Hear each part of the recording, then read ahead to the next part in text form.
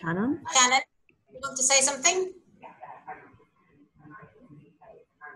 Okay, I think we've lost Shannon. Oh no, Shannon, are you there? Do you want to say something about the networks? Yes, sorry, I didn't realise I was muted there. So my name's Shannon and I'm based in Northern Ireland and I manage the two networks. So we run the Intermediaries and the Community-Led Innovation Network. And so the Intermediaries Network is very focused on organising support social innovation, whether that's through support, guidance, training or funding. And we seek to connect these actors, these intermediary actors across Europe to grow and scale. And the second network that I manage is the Community-Led Innovation Network, which focuses on grassroots innovators all across Europe. And again, we aim through this network to create those, connect those grassroots innovators to themselves, to each other, to other community-led innovators, as well as the intermediaries that can help them. If you're interested in joining either network, you can email me. My email should come up on the screen now, Monica, if you can change the slide so you can see the screen with my email. And we'll share the email again at the end. So if you're interested in joining either network, you can contact me. Okay. Monica, shall I do the bit about reimagining rent now? Yes, Radhika, please. So now Radhika is going to introduce, yes, one of the experiences, the examples we've got. Can you click through to my slides for me? Because I can't do that. You can't do that. Okay. I'll do it. Can I? Thank you. All right. So hi, everybody. It's really good to talk to you all. Let me just, I'm going... Okay, so as Monica and Shannon said, we work at the Young Foundation, and the Young Foundation is basically an organisation that's really interested in social change and supporting change makers. And we do that in lots of different ways, and we're called the Young Foundation, not because we work with young people, but because we are named after our founder, Michael Young, who was an amazing social innovator who created, in the UK, the Open University, the School for Social Entrepreneurs, which, our Consumers Association, etc. And we are carrying on his legacy. So one of the things that we believe that in terms of social change is, can you click through the slides for me? I'm trying, wait. Can you see them now? Nope. No? No. Oh. Is it frozen? Okay, wait a second. Okay, I'm just going to talk. So essentially, we've taken to thinking about housing because we're really interested in social challenges, and certainly in the UK, and I know it's true across Europe, access to housing is an increasingly pressing challenge, particularly for the UK. It's particularly an issue for people who are on low incomes or people who are vulnerable in other ways. And the particular aspect of the housing sector that we've been worrying about, or that we're really concerned about, is the rented sector. So I don't know if it's the same across Europe, but we have a large number of private rented housing. So this is a relatively new growing market. There's always been some rental. So the model in the UK has usually been a significant number of people own their own home through a mortgage or a bank loan. A significant number of people have social housing. And then the smallest group were people who were renting through private landlords, but usually that has been perceived as a transitional thing, that people rented for a short time. And then they got onto their proper home, which was either they owned it or they got a social flat, a social rent. That doesn't happen now. People are stuck in the rented sector, and the rented sector is really, really unequal and challenging in the UK. So the Young Foundation set up a program called Reimagining Rent, specifically to think about how can we tackle the inequality in the private rented sector. What can we do? So a lot of the discussion in the UK is that we need to build more houses, which is true, we do. And we need better regulation. We need government to have better regulation, better legislation, all of which is true. But from the Young Foundation's point of view, we don't have the capacity to build houses. We don't have that kind of resource. And regulation, there are many organizations working around regulation and working to influence change. And so we felt that was being well done. Where we've come in is to say, actually, there are things happening on the ground. There is innovation. There are projects, initiatives, ventures that are actually doing things to make the rental system work better for a group of people. So there are organizations that say, if you work with young people coming out of prison, if you're an organization working with young people leaving prison, that team are very, very good at making sure that their young people get housing. You know, they work very, very hard because they know that getting their young person into a home is the way to keep this young person out of prison. So that, you know, they've figured out how. We don't know how, but they've come up with a solution. Similarly, if there are people who are working specifically around in a local community, they figured out a way to make sure that housing is you know, creative community workers, creative project workers in the voluntary sector have done amazing work to find small solutions in little places, in particular localities, to develop solutions. And what our point of view is saying that solutions exist. How can we grow those solutions? How can they, at the moment they deal with 20, 30, maybe 50 people, and we need them to deal with hundreds, thousands, because the need is so great. So we set up a program called Reimagining Rent specifically to do that. I'm really sorry that we can't see the slides. I am trying. I don't know what's going on. Let me share again. Shall I try? Yes, please. Let me try. Sorry, guys. Technology. Now you can all see my inbox. Oops, that's not good.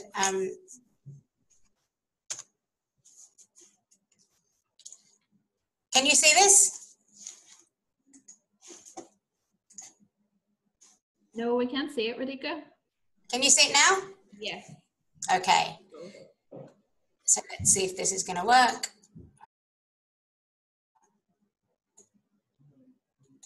So that's the Young Foundation. Okay, let's just scroll through all this. So this is Reimagining Rent. So this is our program. And essentially, it's an accelerator type program. So it's cohort based. We went out and we looked for, and we put out a call. Is anybody out there doing interesting things around the rental sector? Is anybody doing work that is improving the rental sector for a group or for an area? And we found a whole load of really interesting projects. We chose the 7, we had space for up to 10. We chose 7 who we could see had real potential, but also in the right place at this moment for that project that they could think about growing. Not everybody could do that. You know, if you're under pressure now, you can't, or if you're very, very early stage and you haven't really tested your model, you can't really grow. So we found 7 that were in the right position for that organization or that business to grow. We brought them onto the program and we ran a 3-month program, one-to-one support, lots of workshops, and crucially this last couple of bullets, which is that one of the things is that what many of these organizations need is money, resources to grow. So they need networks and they need funding to grow. So we put them in front of, and we got them ready over the 3 months to have a really tight business model and a proposal to investors and grant makers and funders to say this organization could really help tackle the crisis we have around housing in the UK, but they need investment. And we're inviting funders and investors and social investors to invest in them.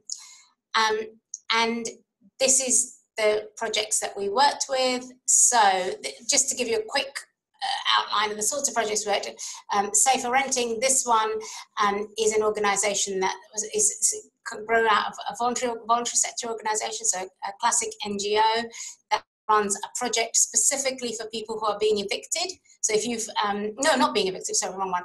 This one is if your house, the property that you're staying is really bad condition, and the local authority are going to take action against the landlord, what happens there is if there's a really bad landlord and the house is and the flat is in a really bad way, what happens is a good local authority, a good municipality will go to that landlord and threaten the landlord with legal action unless they improve the quality of the property, which is a good thing.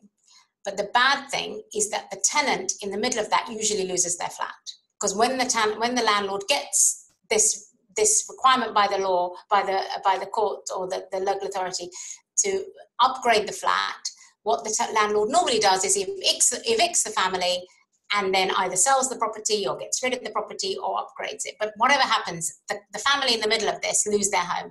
So Cambridge House Centre for Renting work with local authorities to stop that happening. So it's a really interesting and great little project which could happen all over the country. Every local authority in the country could be working with them.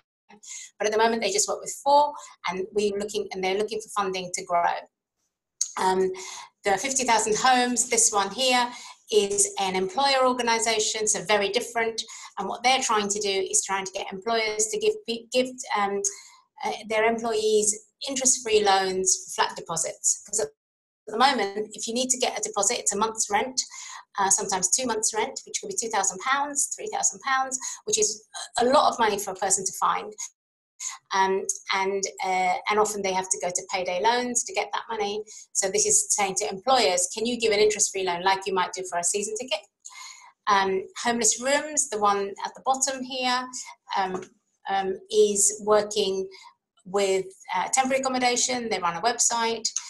Canera, the one in the middle, runs a debt management program. For if you're a family or a tenant in arrears and you haven't paid your rent for a few months or a few weeks, a couple of months maybe, and you've got yourself into a financial mess, that's the most common reason why people lose their flat, because they've fallen into arrears.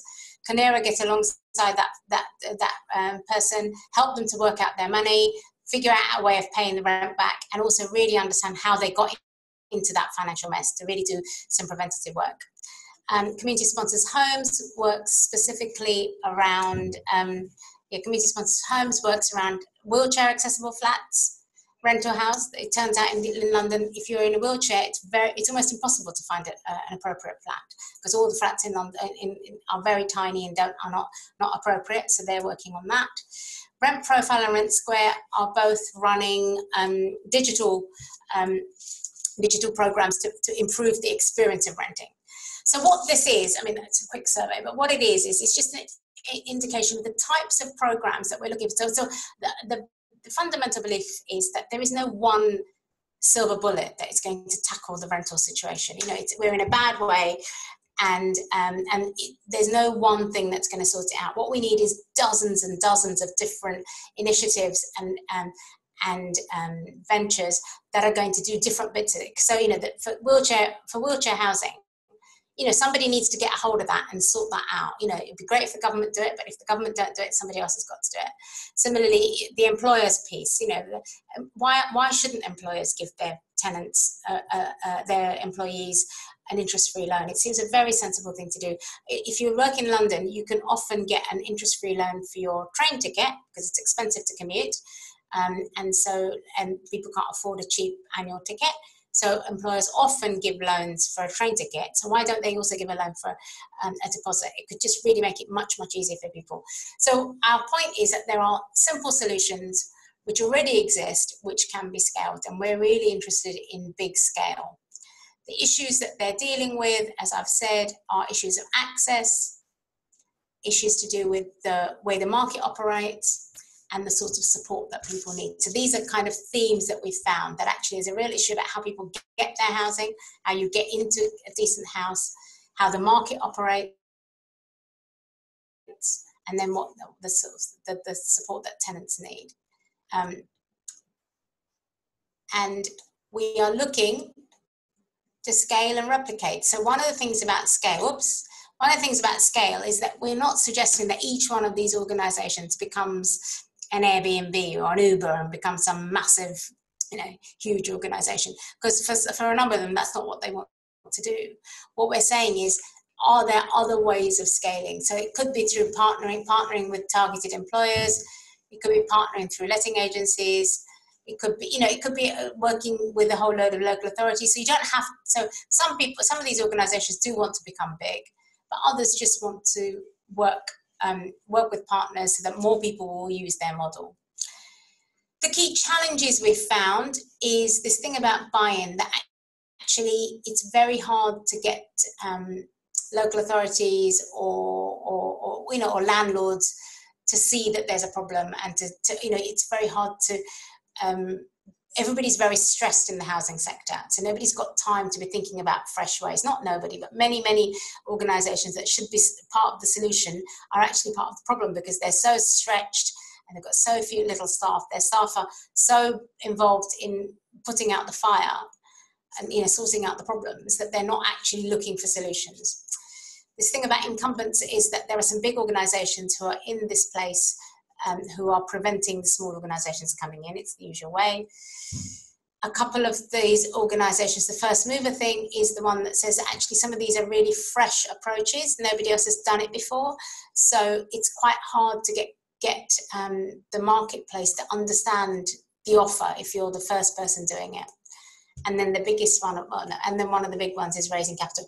The raising capital one, lots of these people have said to us that what they need is more investment. If they had more money, they could do more. And we are confident that there is money out there. So at the end of the last cohort, we had an event with 50 investors and funders there. And they're all in conversations with these projects now. And a couple of them already had some investment. And we think that at least 5 of them will get really good investment to grow. And we're just about to start cohort 2. So that we just did cohort 1. We've got 3 groups that we're going to run. We've finished the first one. We've got 2 more to do. The second one will start in September. I think that's all I have to say about reimagining rent. We're really happy to take questions at the end. Yes, thank you very much, Radhika. Really interesting. So I think we can go, yes, to Freek's presentation. And then you can have some questions together for the two, for Freek and Radhika, if that's okay. Freek, are you ready? Are you ready? You're muted if you're speaking. Sorry, do you hear me now? Yes. We can now. Perfect. Yep. Thank you. So can I do the slides or how? Yes, if you can do share. So I'm going to stop sharing. Yes. And now you can share. Okay. So I do share.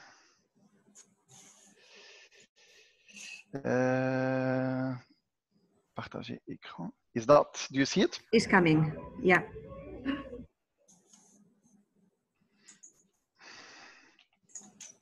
And now? Do you see it? Yeah, we do. You do? Okay, perfect. So I'll flip through the slides quickly to get to my bit. A lot of what was just said is what I recognize in the project that we are trying to set up. The big difference is that you're quite advanced and that we're at the early stages of developing a project. But we try to do it at European level. And if I understand well, what you're doing is more UK focused. Or am I wrong?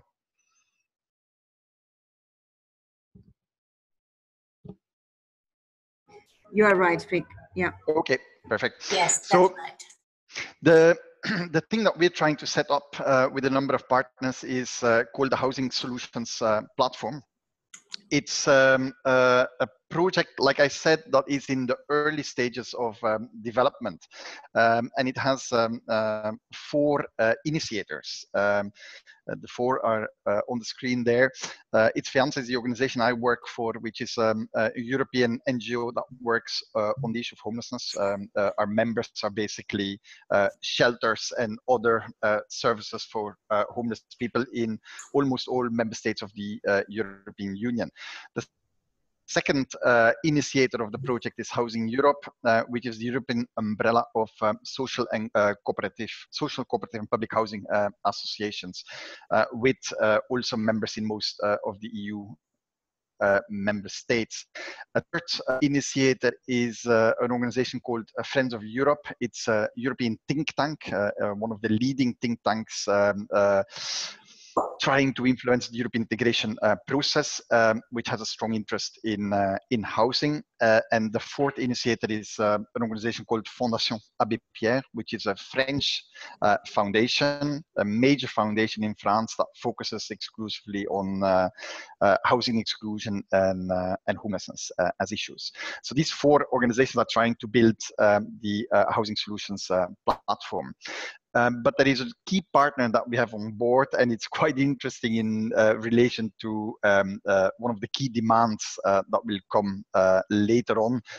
It's the Council of Europe Development Bank, which is an investment bank related to the Council of Europe, and they're quite keen to invest in innovative affordable housing solutions.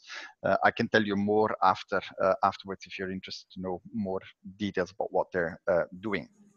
Now, the context in which we develop the housing solution platform is a context of rapidly increasing housing exclusion in Europe, in almost all EU member states, especially housing exclusion for the bottom end of society, for people living in poverty, is becoming a really, really urgent issue. It's an urgent reality. This is just a slide to show the housing cost overburden of the poor people living in poverty, people living with less than 60% of the median income, and you see that it's a massive problem in all across Europe. What's also interesting is that it's not so easy to relate the problem with the different types of welfare regimes. It seems to be an issue throughout the European Union, which is one of the reasons why we want to develop the housing solutions platform. It seems to be of use, of potential use for all EU member states. This is just a slide to show you that if you take the extreme end of housing exclusion, which what we call homelessness, it's a really alarming picture.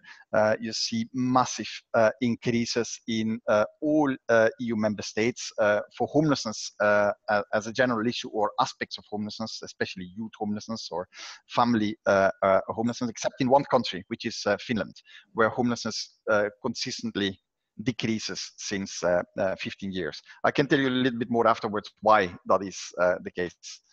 And the last slide was about 2015. This is about 2000. This is the most recent slide, 2017. And again, there you see quite massive increases, also in countries that are known for having very robust social welfare welfare systems, like Germany, for instance, where the increase in the last couple of years has been really quite concerning. So that's a social context, that's a housing context. At European Union level, there is also a political context which might make a housing solutions platform quite useful for EU institutions. That is, and I don't want to go into too much detail because it might lead us too far, but the European Union just adopted or launched what they call the European Pillar of Social Rights, which is supposed to be the framework for social policy for probably a decade to come in the European Union. And one of the principles of that pillar, principle 19, concerns the right to housing and the right to shelter for homeless people, and right to shelter and move on to housing for homeless people. But there is also a whole movement at the European Union level in relation to investment in social infrastructure, which is new and which delivers or provides unprecedented opportunities. And the challenge for us, for the sector, the housing sector, the homeless sector, and other sectors, is to come up with concrete investment plans. So there is really an opportunity to get some of the solutions solutions to scale using some of the investment opportunities that will be created at EU level. And then there is a number of thematic EU actions, EU action plans that have an important housing dimension, but the housing dimension remains weak because there is not sufficient ideas being injected in these action plans. There is, for instance, an action plan around the integration of third country nationals, refugees mainly, and it's obvious that the housing challenge for refugees is major in some countries, even massive, like in Germany, for instance. So there is a need to inject these processes with some innovative housing solutions. Same is true for instance, a Roma framework, a Roma action plan, Roma and housing. I don't have to explain, the link is very clear, etc., etc. So just to say that there is an investment opportunity at EU level, there is an overall framework related to the European Pillar of Social Rights, and then there is a number of thematic action plans which could do with some innovative housing solutions. Now, what the Housing Solutions Platform wants to do is to develop more creativity and courage amongst organizations, people that are involved in providing affordable housing. What we don't want to do is to argue for something that is different than social housing. We still believe, the four partners, the four initiators, that social housing and more social housing is the best solution to rising housing exclusion in Europe. But we all agreed that there is a number of gaps that can be filled. And that's what we're trying to do with the Housing Solutions Platform. And a number of the areas where we want to look for solutions are listed on this slide. One of them is vacancy. The vacancy is a major one, vacancy in housing, but also vacancy in other buildings. Just to name a few, there is a lot of vacancy in offices, office buildings, and there is interesting developments often locally about how to turn office buildings in an effective, cost-effective way into housing, into affordable housing, for instance.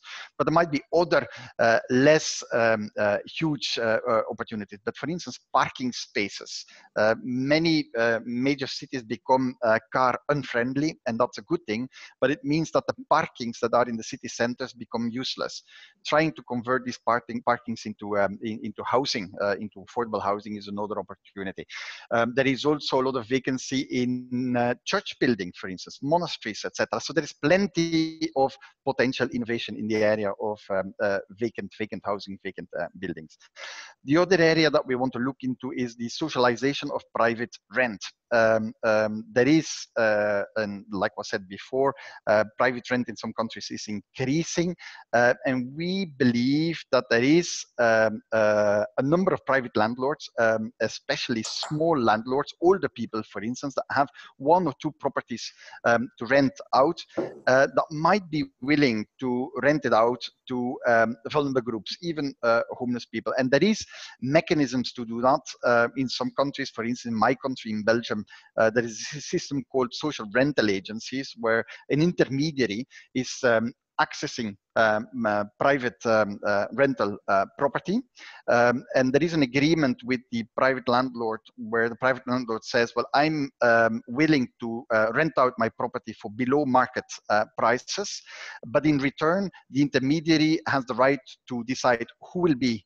the tenant, and they choose tenants on the basis of a point system to reach out to the most vulnerable people. But they guarantee the payment of the rent. So the private landlord doesn't have to worry about losing rental income when tenants change, etc. And it's a system in Belgium that works very well. I think we're now at, for the whole country, about 30,000 dwellings that have been accessed for very vulnerable people on the private rental market. So that's also something that we want to look into. Then you have, of course, the whole area of new construction techniques, modular housing, container housing, self-built, etc., etc. These kind of things in some countries are more relevant than in other countries, but self-built, for instance, in countries like Eastern Europe, for instance, is quite important. And I think we can learn some of that. Then there is the whole area, what we call transformation of structures into affordable housing. In our sector, for instance, homeless sector, there is more and more a drive to move people out of hostels into affordable housing. But why not try to transform hostels into affordable housing, into flats, self-contained flats. The same is true for hotels. There is some hotel chains that are interested to be converted into long-term shelter or into housing, etc. There is plenty of opportunities there as well. And the last area that we want to work on is everything related to tenure and property regimes, such as community land trusts. I don't want to overdo the potential of community land trust in terms of reaching out to vulnerable groups in society, but there is some experience, especially in the US, that could be copied and brought to some scale in Europe as well. And then there's a whole area of incremental homeownership, combined rental and homeownership, etc., etc. So these are the areas where possible solutions exist. Often at the local level, we want to identify them and try to promote and bring them to scale. So here are the objectives of the Housing Solutions platform. So it's to facilitate mutual exchange and transnational learning. We think that there is a lot of learning still possible on affordable housing solutions.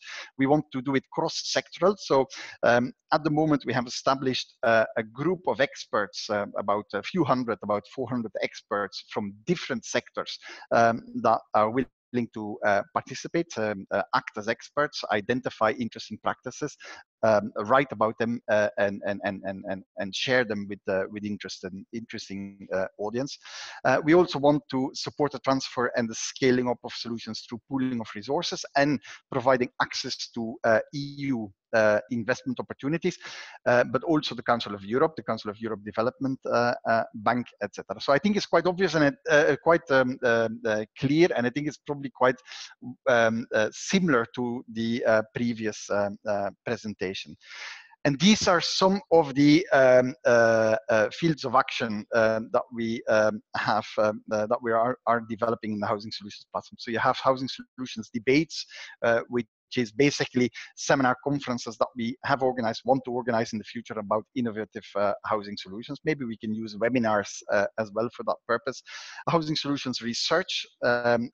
We are currently gathering some funding from foundations to do a first publication on daring policies and practicing for affordable housing. So we want to use the pool of experts that we have in the Housing Solutions platform to and invite them to write a two-pager about one of the coolest, one of the most daring affordable housing practice that they know of, and then collate that at European level, and hope that that can put the Housing Solutions platform on the map. We'll have, and we are developing Housing Solutions airtime. We will have a website. We have, we're active on social media, etc. The Housing Solution Invest program at the moment, mostly related to our relations with the Council of Europe Development Bank. We have a project, we're involved in developing a project in Lyon with money, loans from the Council of Europe Development Bank. We also want to play an expert function so that local authorities and other actors, stakeholders can ask us for some expert advice. We have, I mean, we will launch soon on socialization of the private rental market, etc. So these are the actions that we want to develop. But like I said earlier on, this is an idea that is in development. We have the partners on board. We have good contacts, developing good contacts with foundations, but we're open to other partners and interesting organizations to join in our efforts. So that's, I think, the Housing Solutions platform in short. Happy to answer questions. Thank you. That was really, really interesting. I've got lots of questions, but we should let other people do it. So firstly, just to say, has anybody got any questions specifically about, I'm going to, sorry. Has anybody got any specific, have I done this? Has anybody got specific questions?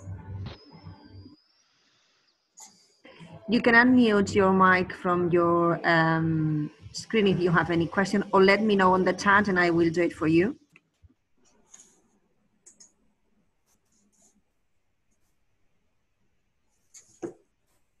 Okay, while people are thinking about questions, Freek, I wanted to ask you a little bit about your socialization of private rental thing, because so for us, the socialization of private rental is a really big issue in the UK, because you know what you were saying about older landlords just having one or two properties.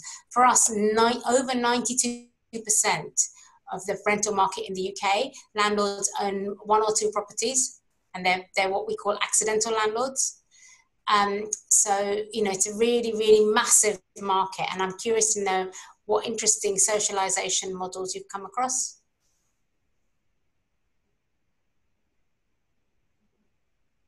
Freek, can you unmute and tell us a little bit more about that? Yes, sorry. I was too quick. I was already starting with the answer, but forgot to unmute. No, but the Belgian model that has been replicated in a number of other countries is quite interesting. And it's like Hugh said, many, especially older people, but not just older people that have one or two properties, they're actually quite tired of the potential problems they might have with tenants, the rotation of tenants, the administration that comes with that. So if you create an intermediary that goes to these people and say, well, look, we'll deal with all of that. We'll guarantee you payment of rent every month, whether or not there is a tenant in your house. That's quite attractive, and people are willing to go to below market rents for that purpose. So I don't want to exaggerate how much below market you can go, but it can be 10, 20% below market rents. And in that way, you can access, like Belgium has 10 million inhabitants. Flanders has 6 million inhabitants. In Flanders, where I think it's around 15,000 dwellings that have been accessed on the private market for relatively vulnerable groups in that purpose. So it works quite well. I have to say that in Belgium, the government provides subsidies for the intermediary, for the social rental agencies as such. So you need to have some public subsidy to get it going. Thank you. But I think the situation you have, like the small landlords being the big majority of the private rental market, I think it's a situation that is very similar in quite a number of other European countries. Thank you, Freek. I've got a question from Lauren. I'm going to try to unmute.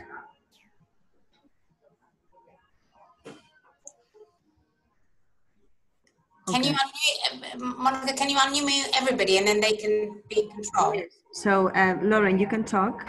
Oh, she's got no mic. No mic. Okay. The question is, how does housing solutions platform expert work? Can local authorities access to the online platform with questions? Yes, so like I said, we're in full development phase at the moment. What we have is a network of individual experts, 400 experts. They are from very different origins. It might be architects, social workers, civil servants, researchers, social housing providers. So we have that list, and now we're trying to activate that list. That's why we want to do this initial research where we will ask them to write a two-pager about a cool affordable housing ID. But in the relatively short term, the idea is to make that a group of experts available for local authorities and other stakeholders with specific questions or specific demand for research. So yes, absolutely. I don't know where Lauren is from, if it's local authority or not, but if there would be a question, like for instance, we had already preliminary questions from City of Paris around vacant housing, especially vacant office space, and how to convert that into housing, and whether there is interesting practices abroad.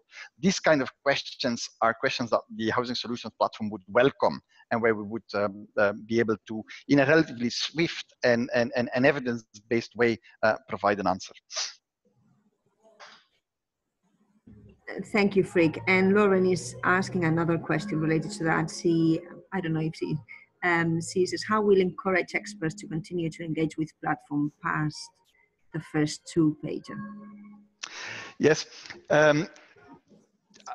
First of all, I think for the experts, it's quite interesting to be part of the network because they also are interested in transnational learning about affordable housing solutions. The other thing is, of course, that there must be at some point a financial return for the experts. So the idea would be that we create some kind of I'm hesitant to use the word, but some kind of a market where there is stakeholders looking for information and a network that can provide information at some sort of a cost. The idea is not to make it into a commercial enterprise. That's not the idea. The idea is to, how to say, deliver the work on a cost basis. But there will need to be some financial return at some point for the experts. Has anybody got any other questions?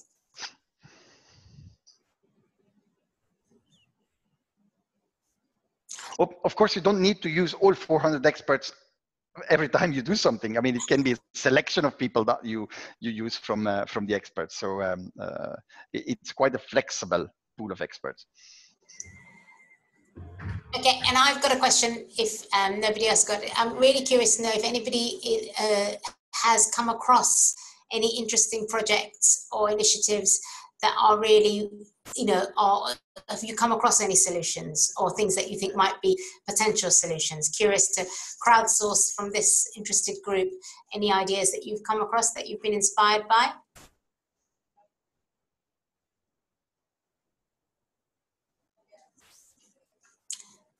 Debs, do you want to talk about yours? I don't know. I feel a bit thrown in at the deep end. Sorry, okay. No, fair enough. So I was talking to Debs earlier on today, and you know, one of the projects that and what she runs is Shared Lives, and that's an initiative which I think exists in other places in Europe, but is quite is still establishing itself in the UK, and it's specifically a way of creating of older people or people who are living on their own. Inviting a young, you know, sharing their home with a younger person or a single person, or, you know, just sharing your home. So what we know is that there is quite a lot of provision in terms of older people living in houses that are too big for themselves. You know, they don't need all that room anymore, but they don't want to move because it's their home. It's very understandable. So trying to create a mechanism whereby that some of that spare capacity could be used for some of the people that are looking for housing.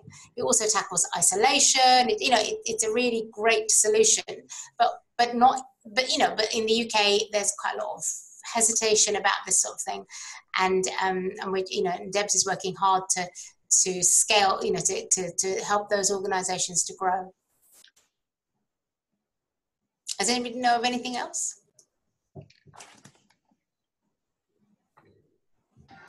Actually, if you want, we can, we in FEANTSA, we produced 2 reports. One report on interesting local projects across Europe to access vacant housing and vacant buildings, and another on housing solutions for vulnerable youth.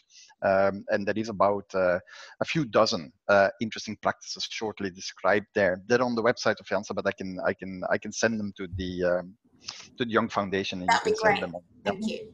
I think Hannah's got something she wants to share. Can you hear me? Yes. Did I manage? Okay. I'll be just so sorry I managed to join the webinar later. I had a meeting going on. So my name is Hanna Semze, and I'm from the Metropolitan Research Institute in Budapest. And I wanted to add a few things to what Freek was saying, that we do have a DG Employment funded project. It's called Home Lab, and it's, in a way, it combines the increase of housing security with the attempt to increase the labor market security. So like an integrated approach, but it basically, we also had the aim of trying to establish a social rental agency in East Central Europe. We have 4 Visegrad countries as our labs, which is super useful in these contexts as the housing stock is practically privatized. At the same time, so far our experience is that the model works quite nicely when we combine it with when there's this intermediary agency and that works with municipalities, but it's very hard to step on the private rental market. So it works very much. It works nicely in the Czech Republic. There our pilot focuses on on the Roma population, and the fact we think it works because there is the availability of a relatively generous housing allowance. But even there, they pay proportionally a lot more than people than often and other people do. But for example, in Hungary, we really have been trying to push for it, and one of our pilot locations in Veszprém, there's a very successful collaboration with the municipality, but because of the very tight rental market, it is actually tight. It is difficult to enter the private rental market because the prices are so high.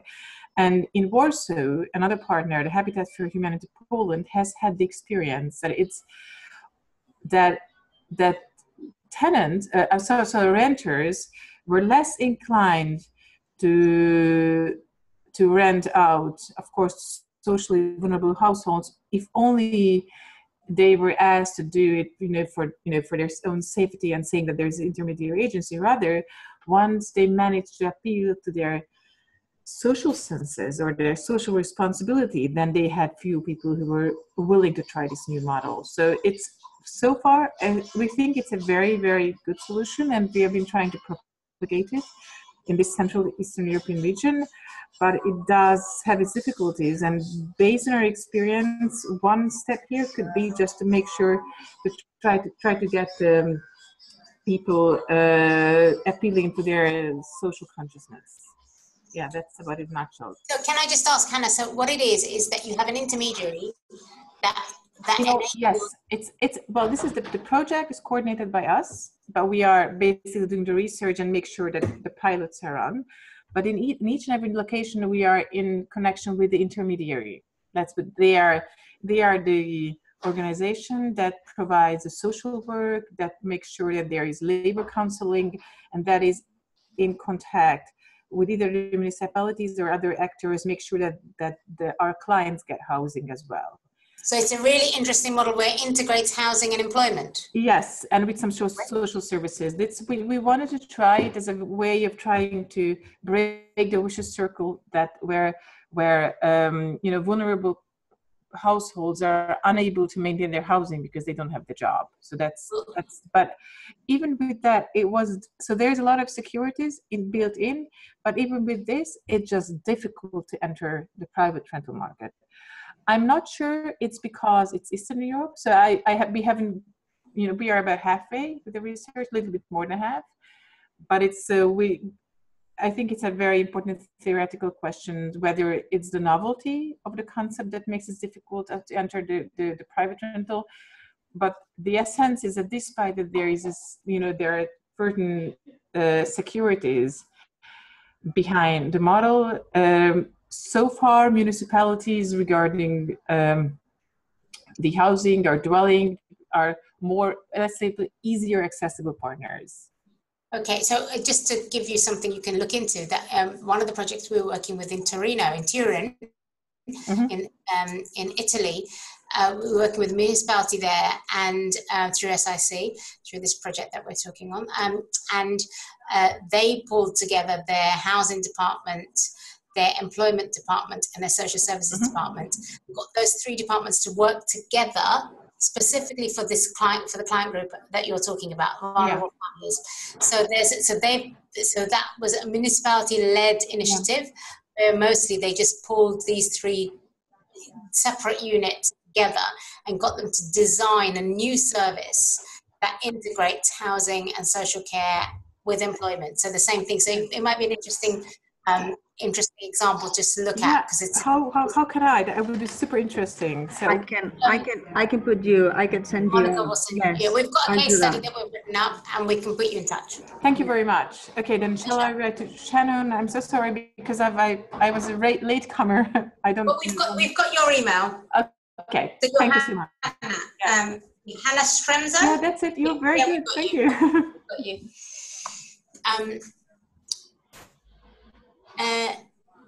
Anybody else got anything? Maybe I can say something like this. There's so many. That's actually why we want to do the Housing Solutions platform, because there is such a wealth of interesting projects out there that it's very difficult to select one. But one that I found really interesting was one in Glasgow. I think they also get money from the big lottery fund, if I'm not mistaken, in the UK. But I'm not entirely sure. But what they found in Glasgow is that the homeless shelters are often located in very prime locations in the city center that are worth a lot of money. And what they do is they sold the shelter for quite a bit of money, and use that money to create a fund, which the fund they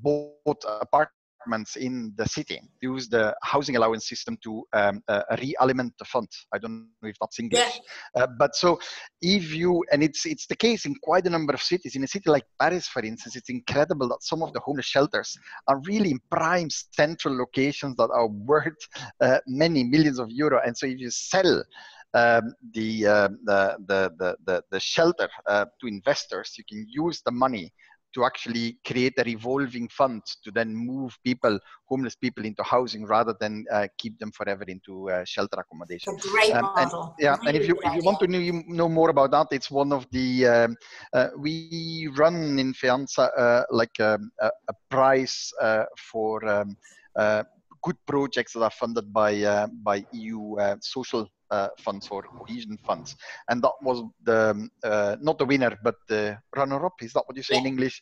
The second. So we have a short description of that. I can send that to you as well if you want. Yeah, I would be very interested. And also, if I may ask, it would be very interesting for us and for some of my colleagues to become an expert in your housing solutions platform. Is it possible, or? Yeah, I think so. Like, I'm not the only one to decide. Of course, we'll have to sit together with the other initiator. But I'm sure that we can think of a role, maybe even a bigger role than just one of the 400 experts for the Young Foundation. Yes. Let's continue the discussion after the webinar. Okay. That was Hannah. That was Hannah from MRI. Yeah. Okay. No, but we know MRI. Yes, of course. Yeah. Sorry. No problem. I really like I'm trying to get used to the webinar. Well, I didn't know. The webinars also, there are some technical things that this is a great system, but it's not without its problems. No, of course. You're all invited. The Young Foundation, MRI, yes, of course, yes. Okay. We're looking for people that want to. Okay, thank you. We'll invite you. Sorry for it just occurred to me. I think one of the other things that's really important is that those of us who are working on this thing, it's such a major challenge. And I feel like none of us need to be reinventing the wheel. We should all be trying to learn from each other. And so it'd be really good to, I recommend that, we all join the FEANTSA network so that we get their information. Please join the Young Foundation's community-led innovation and intermediaries networks, because that also, it's just to share information. And in terms of looking for, if you come across interesting solutions or anything like that, please, get in touch. Yeah, and just as Radhika was saying, if you're interested in joining the community-led innovation or the intermediaries network, you can just email me here. Hopefully you can see my email address there, and we can get you to join those networks. That would be brilliant. Okay. Thank you. We'll keep you updated on the other activities that we are running in the framework of SIC, and hopefully we'll see you again. Thank you very much. Yes, I think we're going to be firm on time and say thank you to everybody for joining. And if there's anything else, you've got all our contact details. If there's anything else you want to know about either the FEANTSA project or the Young Foundation project, do get in touch. Or broadly, if you would like to join any of these networks, the FEANTSA network or any of ours, please let us know. Okay, thank you. Thank you very much. Thank you. All the best. Bye-bye. Bye-bye. Thank you.